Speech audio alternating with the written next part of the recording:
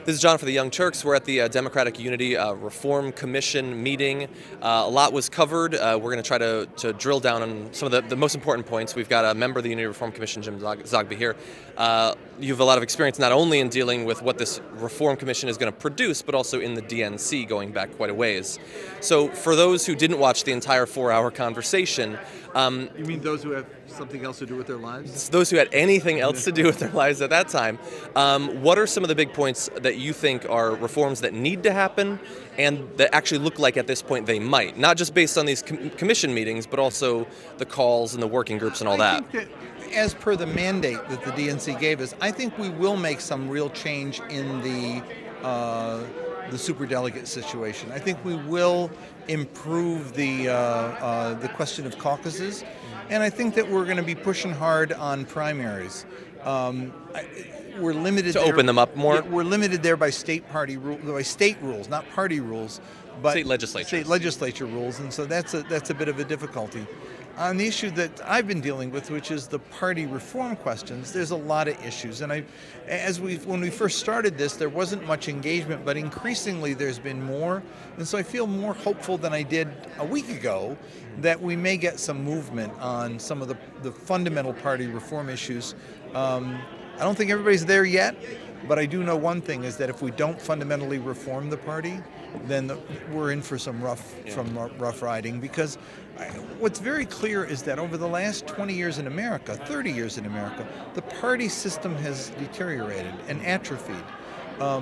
We've become president or candidate dependent, and so the institution of the party has withered on the vine. The result is right now is that we have a chair, staff, and props at meetings. I want to make DNC membership meaningful. I want to empower members to do things, make decisions, and become vibrant members of a party and actually help direct it.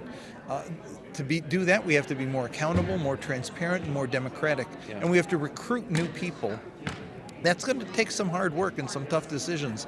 And there is always institutional resistance. Yes, inertia. It's the nature of social organization, and we're going to keep fighting. We're going to keep fighting. So you mentioned transparency there. I know one thing that you talked about, that Nomiki Konst also talked about, is transparency in terms of the finances of the DNC, which seem especially relevant after a disastrous loss. And so based on the bylaws of the party, one could make the argument that there already is supposed to be transparency with the finances. Right. There isn't right now. So if there's any, it's months after the fact. There's no transparency. It's not months after. Never. Well, they say look at the FEC filings. FEC report's not transparency. I mean, I agree. The budget says that we should not only see the budget, the bylaws say not only see the budget, but we should get an evaluation of the performance of the budget. Did it work? And then make decisions on that. Yeah. Here's my feeling is that I've said to the committee, either make the change that I'm calling for, make it transparent, or else take that out of the bylaws. Say we're not going to be a transparent party and leave it there. I mean, if you're willing to take the risk to do that, fine. But don't have it be honored only in the breach and not in the observance, because we simply don't. I've been on 25 years, never seen a budget. Well, it seems like one of the overarching issues here is, I mean, you're talking about a lot of potential changes, reforms to the DNC, but in some areas, like recently there was the series of the new at-large members. It seems like in some cases, even if there is a rule in the party doesn't seem particularly bound to follow those rules. There doesn't seem to be much oversight or enforcement if they break the rules. I'm fighting every day. So let's say you get some reforms in place. How do you actually make sure that the leadership follows them? That's a struggle. I mean, if you create an accountable mechanism, then they have to follow them. And so that's what we're trying to do, is to create institutional mechanisms, not depend upon the goodwill of the chair. People tell me this is a good chair. Great. But we've had bad chairs and good chairs. And we will again. But the point is, you do not depend upon the person. You don't trust the person, you trust the process. Yeah. The process has to provide for accountability. And look, I just got bumped from the executive committee. Exactly. I'm troubled by it. Of course I'm troubled by it. I've been working hard on these reforms. I want to be part of the process to see them implemented, if they're going to be implemented at all. How did it happen? I don't know. There's no transparency to it. And so that's the issue that we have to address, is that we shouldn't wake up surprised because sort of deus ex machina this happened. This is not a hurricane. This is not a forest fire. This is man-made action. We can actually make it accountable, make it transparent, make it democratic. That's what we have to do. Do you have time for one more question? Yeah. So one more issue area. So there were some proposed changes to caucuses that have been talked about. I know some people are absolutely in love with caucuses, some want them eliminated entirely, but some of the changes that were talked about, like having the same-day registration there, having the ability to go in, vote, and leave, because a lot of people don't have time to spend 6 hours there. For those who are opposed to caucuses, if these reforms are put into place, how much do you believe that those that is an appropriate response to the concerns? I think that those are concerns that could be addressed and easily addressed and help people who simply can't be involved in party building. But as somebody who is a fan of caucuses, I mean, if there were a big tree right here, I'd carve a heart with Jay-Z loves caucuses on it. It's a dynamic process. It's an accountable process. It's one that is just so energizing to the people who are there. I've been involved in organizing my community, Arab Americans, who had not been involved in politics. When I got my Iowa community going to caucuses, they became party leaders within a short period of time because they loved the energy of being involved and being in a decision-making body.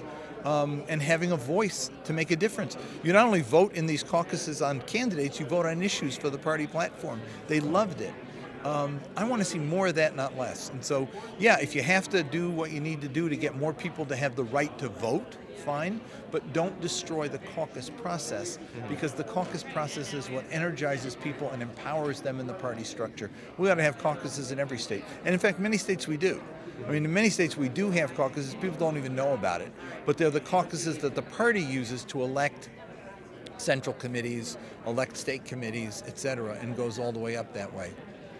Okay. Well, thank you very much for giving us some insight into what's going on.